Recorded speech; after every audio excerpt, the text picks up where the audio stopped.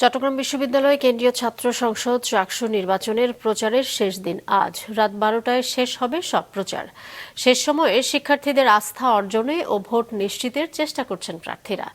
আবাসন, যাতায়াত, নিরাপদ খাদ্য, ক্যাম্পাস ও গবেষণা খাতে উন্নয়নের প্রতিশ্রুতি দিচ্ছেন তারা। বিশ্ববিদ্যালয়ের শাটল ট্রেনে যেমন প্রচারণা চালাচ্ছেন, তেমনি ডিপার্টমেন্ট ও হলগুলোতেও সমান তালে চলছে এ প্রচার কাজ।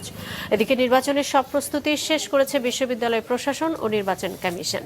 গত সন্ধ্যায় সাংবাদিকদের সাথে মতবিনিময়ে তারা জানিয়েছে, চাকসু নির্বাচন উপলক্ষে 5টি অনুষদ ভবনকে ভোট কেন্দ্র হিসেবে নির্ধারণ করা হয়েছে। প্রতিটি কেন্দ্রে 12টি করে মোট 60টি ভোট কক্ষ থাকবে।